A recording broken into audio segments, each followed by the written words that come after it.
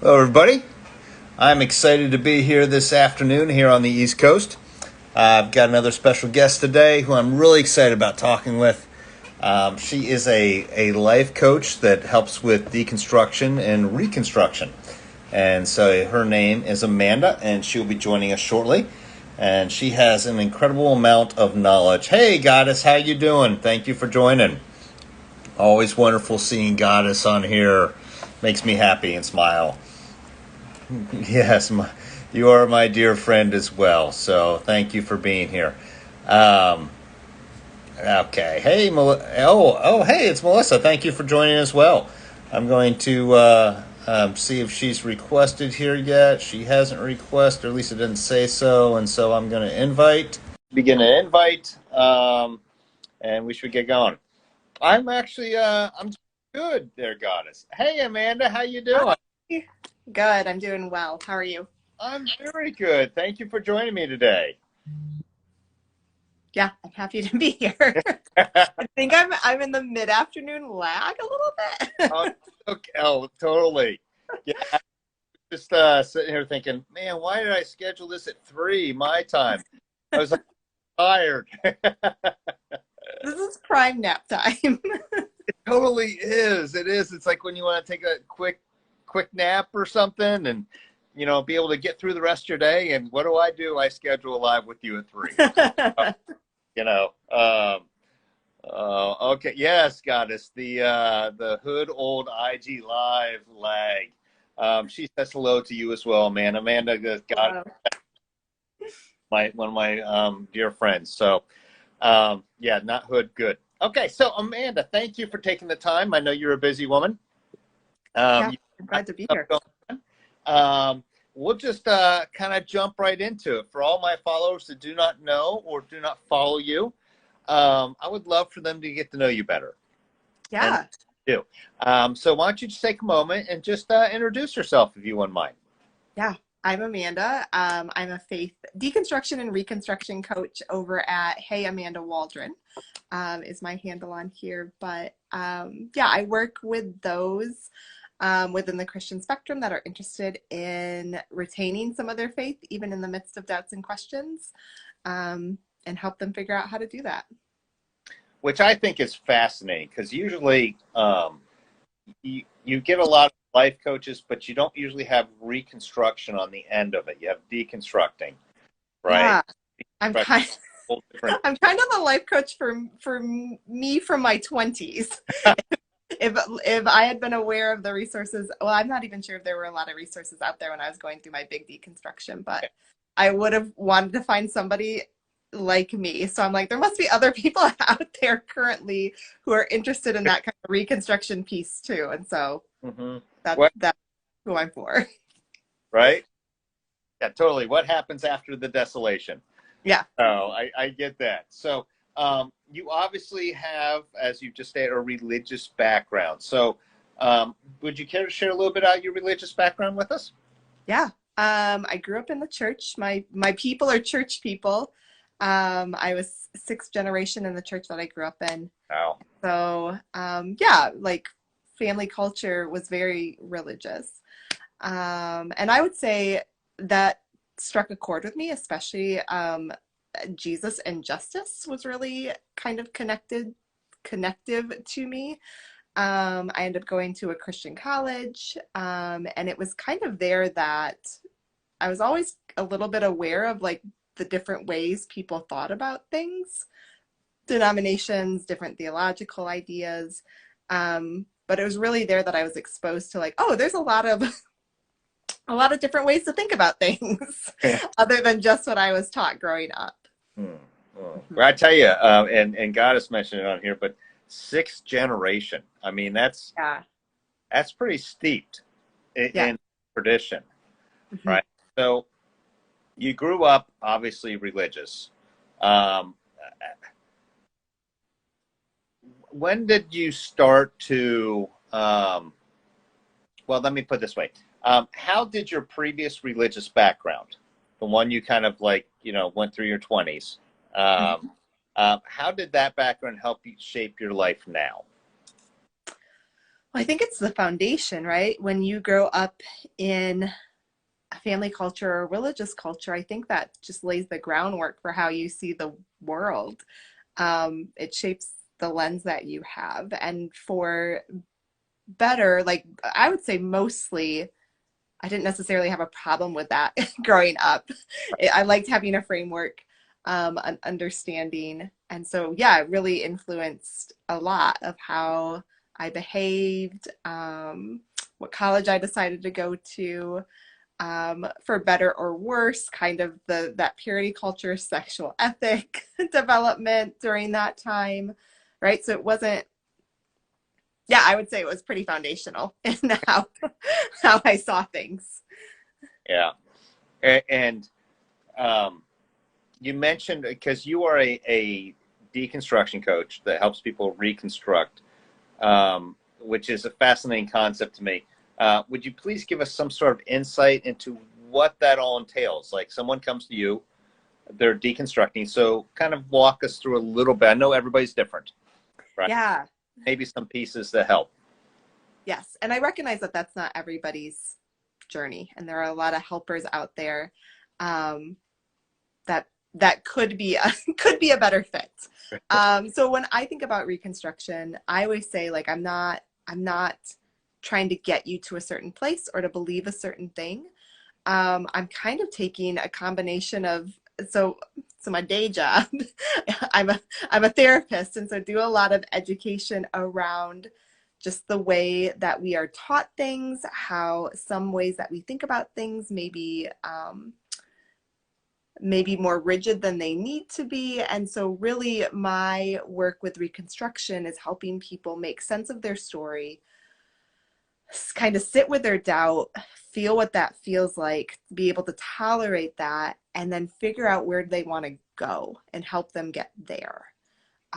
So if the goal is to stay within the Christian faith, how do we start that? Is it that we just need to figure out like, okay, what's the one thing that you still believe is true, and let's build off of that? Or is it that like, okay, let's add some spiritual movement to that, and maybe that can look different than what we've always been taught that it has to be.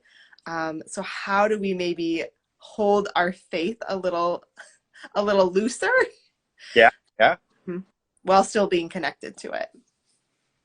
That's interesting because you said your day job, you're a therapist, Mm-hmm. and then you're also a life coach, Yeah. right? So it's a classic combination, at the same time having to walk that fine line, right, between the two. Yeah. Yes. There's a little bit of a distinction between what I can do with the coaching aspect, for my license sake. Yes. Right. Exactly. So do you find, and I'm sorry, this is just a question off the cuff, but do you find that people come to you that are deconstructing, do you find that they've blown everything up, or that they're kind of just in the process of asking questions? Yeah, I think generally the people that I've worked with so far are kind of in that, I don't know, like that valley stage of deconstruction where like things are shifting. This is uncomfortable. I feels like it's going somewhere that I don't want to go. Um, so not necessarily like, I'm sure there are people out there that follow me that are kind of in that spiral. And I have certainly been there before, that deconstruction spiral or depression spiral, right? When you're like, what is truth? What is real?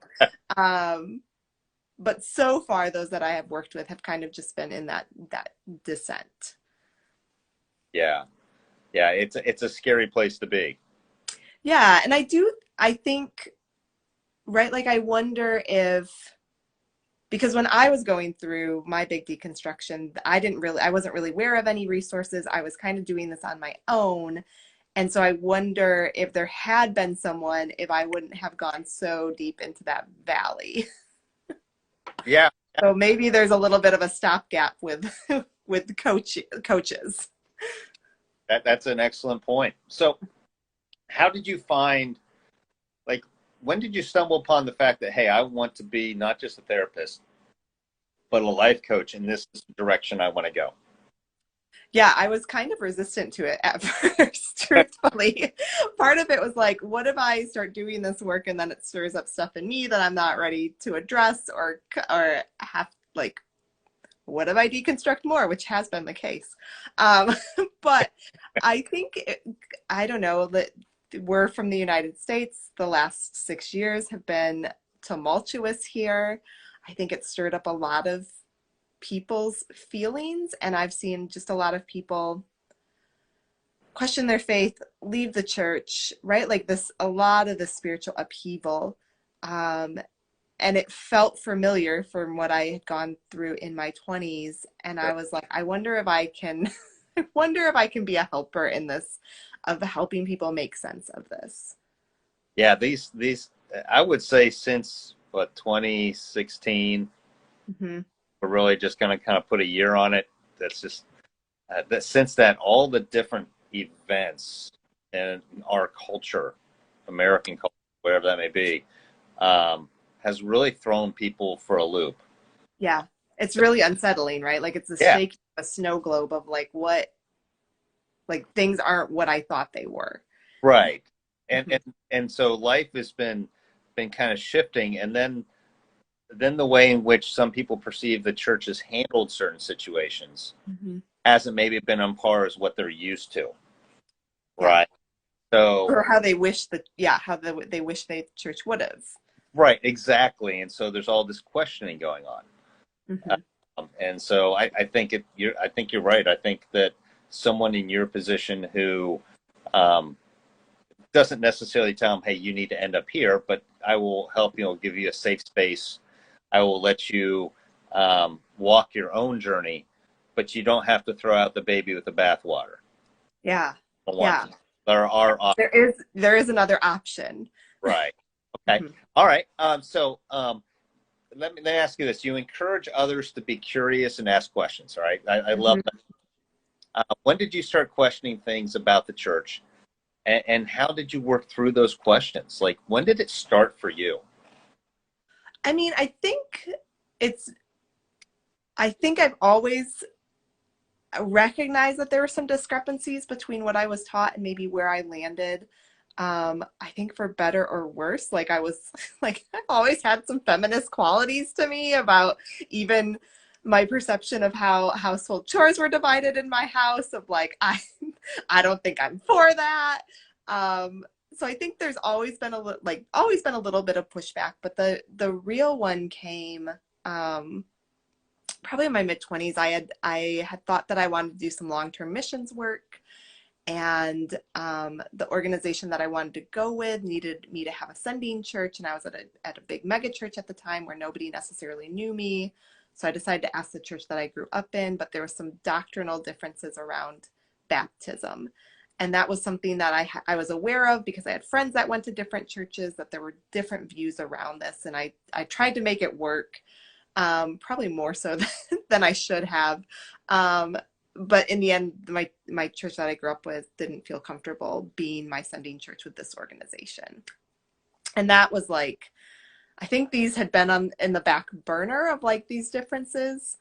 But this really brought it to the forefront of like, wait a minute, if we're both, these are two Christian organizations, but they're disagreeing about this, then what is true? And at that time in my life, I had a lot of, yeah, just rigid ways of like what's right and wrong, and I'm going to find the right way to believe, and that's just what I'm going to do. And so then it sent me into this journey of like, I'm going to research this theology, and then that led to another concept, and I was like, there's three or four ways to think about all of these things. This doesn't make sense. Um, yeah, and that was really when the deconstruction kind of started happening of like, what have I been believing? What is this? What do I even think about this? Um, yeah, Did it you sent me. have support while you were going through this? Like anybody that encouraged you to think critically, or provide a safe space with saying, "Hey, you're allowed to ask those questions," or did you just do it on yourself, on your own cover? Yeah, I just did it on my own. And I don't know if that, like, I was kind of in between churches. There wasn't really a spiritual leader in my life that I trusted. I asked some friends, but like you're in your 20s, you don't really you don't really know what's like it's kind of not the blind leading the blind. You can be wise in your 20s, but yeah, like that, it wasn't necessarily helpful. Yeah, and at that time, I didn't kind of some of this deconstruction too is that I didn't realize I had anxiety. Like I didn't realize that anxiety was playing a role in this as well. And so it really wasn't until I started going to therapy for the first time that I could start to make sense of this or start to get some structure around it. And then I ended up taking some seminary classes where I had a professor that was fine with questions and was like, yeah, there's a spectrum of belief, and here's the orthodox position, and there's a bunch of them on like within these boundaries. Uh, God has asked. It must have been really hard to question what you've always been taught your entire life. Oh yeah. And Yeah. that's why that stress is, or the anxiety even builds. Yeah. Because that, right, like if that's my foundation, if that's what I've based my identity on, and now that's in question, that just feels like, who am I? What is the world? How do things work? Yeah. Yeah, that is such a common thing too, because I when I went through the deconstruction process, I literally was like, do I even like apple pie? I mean, like, Yeah. who am I? You know, Hmm. following blindly this whole process, and now I'm out. What do I believe? Uh, Yeah. Not only just about theology and let's say Jesus or any religion, but it shakes your whole world. It's like, what do I believe about marriage? What do I believe about money? What do I believe about? I mean, Yeah. I mean, all these things are right there in our face, and if we don't have any kind of foundation, it's like, well, where do we start? Yes. Yeah. You know? And Yeah. so I think that's where the reconstruction in your mind, if I'm correct, comes into play. Yeah. How do we start putting the pieces back together, or what even is the foundation? So I do an exercise with clients where we like have circles of what we believe, like what would be in the center circle, what still feels true and what feels kind of true and what feels like, oh, I wish I still believe that this was true. Right? So when we ground back to like, what do we ground back to about our faith? What is keeping us within the faith? So for me in this process, I was able to grasp like God's faithfulness really stood out to me. And so when I was like, I just kind of feel like this kite blowing in the wind, I would come back to like, okay, I still believe this. Mm-hmm. So kind of what's that? What's keeping us tethered? So that just kind of like, for people that suffer, let's say, anxiety, uh, um, the important part is to be able to put that one foot on the ground where Yeah. like you can still move forward, or at least have something steady, right? Yeah. What's a safe place we can come back to? Right. Kind of like what you just described. You believe that, yeah, the faithfulness of God was something you could hang on to, Yeah. right? That still felt true. Yeah, your foot on the ground per se. Where, Hmm. okay, I'm going to be okay. Yes. All Yes. right.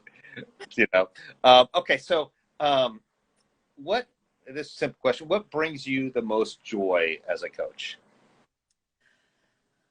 I think so. I do a lot of group coaching, and what I really like about that is that seeing students learn from each other, or seeing this or having those moments where it's like, oh yeah, I feel that too, or I've had that thought, or right, like the encouragement we can get from one another. And that's what really appeals to me about the group coaching, is that I think deconstruction or this like shaking up of beliefs can feel really isolating, and so to be able to do that with other people that are like, yeah, Yeah, we get what you're saying, is really, yeah, it's just really cool. that's awesome. Yeah, and that's one of the reasons why I do a lot of IG lives. Number one, I think feel like stories heal, both the individual telling as well as the hearing, but also the point that many people that watch these go, "Oh yeah, I can relate to that." Yeah. Yeah. Right? How do let me follow that person, because obviously they get it, right? Yes. So it creates more of a community that you never realized was out there. Uh, Yeah. so, so if you could give someone one piece of advice as they deconstruct, what Mhm. would? Oh, the one that's raising the top of my mind is like just be curious. Um, Sit with that. Ask yourself, where does that come from? Where does that belief come from? Where, like, what am I experiencing in my body right now? Um, I don't know, staying curious of what could be possible. Is this the only way to think about this? I don't know, staying in question too. No, I think that's great. I totally agree. You never stop learning, right? Yeah. You should never stop questioning or asking questions or learning, um, or else you just become, well, for lack of better words, you become a robot of sorts of just following the same thing over and over Hmm. again, and that's all life has to offer. Hmm. And instead of there actually being more, so Yeah. there is more to learn. Um, Yeah. that's why people always ask me, it's like, hey, are you Christian? Are you atheist? Are you agnostic? What are you? And I honestly don't give them an answer Mm-hmm. because I don't, honestly, with all my learning, I don't know what I'm going to be tomorrow. Um, Sure. been in the certain box my entire life. And so it's time to explore, right? Yeah. For me and my journey. There Uh, can be freedom in this process to maybe be honest about where you're actually at too. yeah. And I love the fact that you provide that freedom for people, um, and you provide the opportunity for them to feel safe as best you can, Hmm. that they have the option to grow into an environment to where they don't feel like they are um, embarrassed to grow in it or shameful Hmm. or any of those, because you and I both know that shame plays a huge part in the Yeah. deep community. Yeah. What are other people going to think about me? What's God going to think about me? Hmm. Yeah, and am I lovable if I go this direction? Hmm. But and so there's that fear in the Yeah. deconstruction process that says, the a lot of the what ifs, I should say, the fear of the Yeah. what, that unless somebody's there to walk through with them, a lot of times people stop because they're too scared to go forward. Yeah. Yeah. And I feel like that's what a life coach does is is they walk with them. Yeah. You know, um, therapists that they handle, and you probably can verify this or tell me no, but they dive into the deep issues, right? I mean, they they Yeah. either the life coach does life with the person, encouraging, helping them reach their goals, helping them Yeah. questions, Kind yeah. Kind of stays in the present where right? therapists can kind of maybe uncover, okay, where did some of these deeper issues come from? How does attachment play into this? um, Yeah. those kind of things. Hmm. So I mean, you walk that line in between since you've Yeah. got Yeah. with that. So um, if there's one, okay, now here's a question that is totally relevant, but something that my listeners will learn about you. Okay. Uh-huh. Now this one Sure. I did on the questions that we talked. Perfect. Okay. All right. And so, all right, if you had to pick, all right, if you had to pick Uh-huh. just one, orange or apple. Oh, that's hard. Ah, prob- probably orange. It's a little bit more refreshing. Refreshing. Okay. All right. Now, okay. But apples are more portable. That was my dilemma of Uh, like apples you can get to faster. Oranges are maybe a little bit more refreshing. and this is, I'm sorry to say, but I'm going to have to disagree with you and Goddess on this one. Oh, All right. I'm going to go apple only because apples are more versatile and you can put peanut butter on apples. you can put peanut butter on an orange. It Oh, won't taste very good, but you could. oh, Let's try it. Everyone go home tonight oh, and I try it. even, I can't. Let me know what you think in the DMs. Oh, that's funny. Okay. So, uh, um, Awesome. So tell me a little bit about your coaching. Tell me where people can find and follow you, and how best to support you and what you're doing. Hmm. Yeah. So you can follow me here. This is mostly where I'm at. I have an email list you can sign up for at my website, heyamandawaldron.com, or if you go to my the link in my bio, you can sign up there. I've got a free quiz you can take to see if there is an unhelpful thinking style getting in your way. And then I offer group coaching. I have one individual coaching spot open in this season, but my group, Wonder and Doubt, is starting again this fall. The doors will open for that next month, but you can jump on the waiting list if you're interested too. How many people are in your group coaching?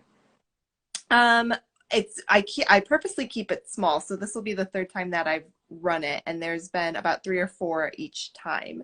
I'm expecting a few more this session, just because of the buildup and where my list is right now. So I'm looking forward to that, but I'm trying to keep it under 10. So That's awesome. Yeah, I think that's great. Group coaching is a great option. So I'm glad mhm. you have one more spot open for the fall. Is that correct?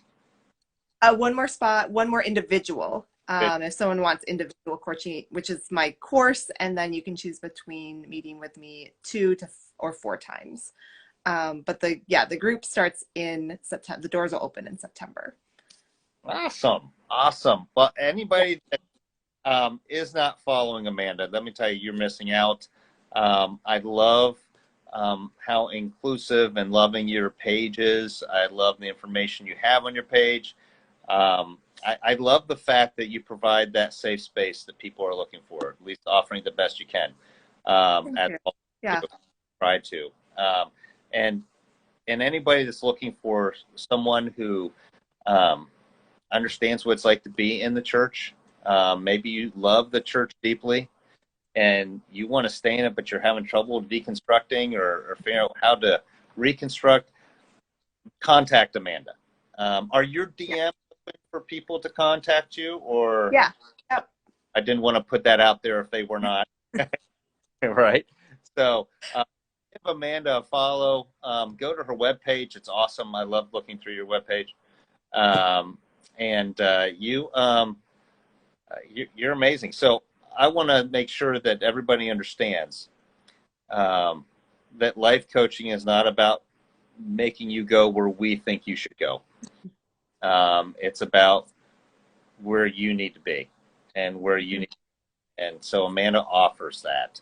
I don't usually interview people that don't. Period. So, Mhm. Amanda, for being Yeah. here, Thanks, Brad.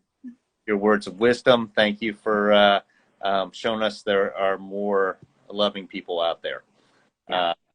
So with that, everybody that followed us or has been watching us or will watch us, thank you very much. We hope you have a wonderful rest of your week. All right. Bye, Amanda. Bye. Bye.